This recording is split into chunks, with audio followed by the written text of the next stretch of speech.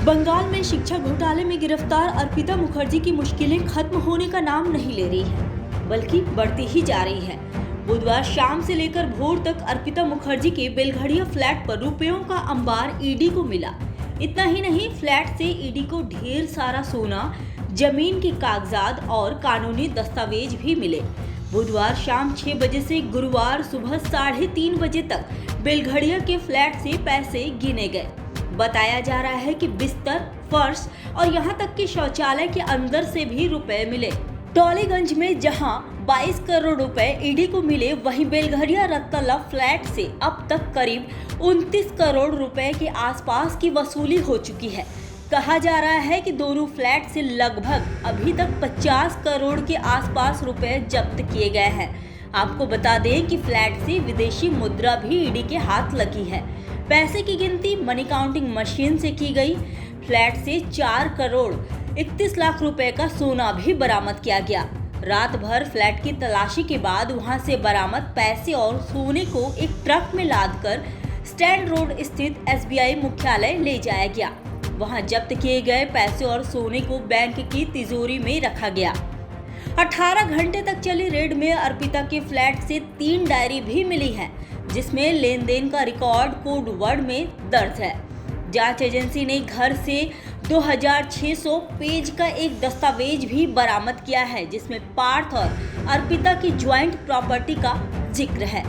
अर्पिता मुखर्जी ने इस सारे मामले में कहा कि इतने सारे कैश की उन्हें कोई जानकारी नहीं थी। सारा पैसा पार्थ चटर्जी का है और उन्हें फ्लैट में जाने की अनुमति भी नहीं थी। पैसा रखने के लिए उनके ही पार्टी के कार्यकर्ता जाया करते थे, ऐसा ही कहना है अर्पिता का। लेकिन प्रवर्तन निदेशालय की टीम आज अर्पिता और पार्थ को आमने सामने बैठाकर पूछताछ कर सकती है पूरे मामले को लेकर। इस पूरे मामले को लेकर ममता के नेता का ट्वीट भी सामने आया है। कुणाल घोष कह रहे हैं कि पार्थ चटर्जी को बिना विलंब के पार्टी मंत्री पद और पार्टी से बर्खास्त कर दे।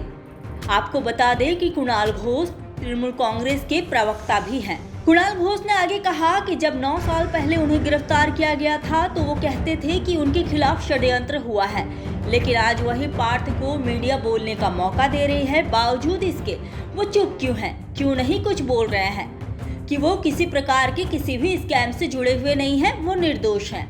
आज सुबह 7 बजे से ही ईडी अर्पिता और पार्थ से पूछताछ कर रही है। बीजेपी आज कोलकाता में जगह जगह सड़क पर उतरकर विरोध प्रदर्शन कर रही है। बीजेपी नेताओं का कहना है कि जिस तरह से बंगाल में नेताओं के घर पर पैसों की बारिश हो रही है, उसके खिलाफ हम सड़क पर उतरे हैं। पिछले दिनों शाम को मिथुन चक्रवर्ती ने चौंकाने वाली बात कह डाली थी। मिथुन ने कहा था कि टीएमसी के 38 विधायक बीजेपी से डायरेक्ट संपर्क में हैं और उनके संपर्क में सीधे 21 हैं।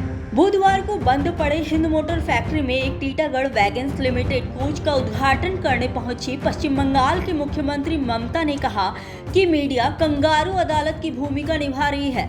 हम मीडिया ट्रायल के खिलाफ हैं। उन्होंने लोगों से कहा कि आप निश्चिंत रहें, बीजेपी 2024 में सत्ता में नहीं आएगी, यह महाराष्ट्र नहीं है। फिलहाल तो ये सवाल उठता है कि कहां से आया इतना पैसा, इस पैसे का सोर्स क्या है। ईडी अधिकारी अब इस सवाल को जानना चाहते हैं। प्रवर्तन निदेशालय के अधिकारी गुरुवार को दिन भर अर्पिता मुखर्जी और पार्थ चटर्जी से पूछताछ करेंगे।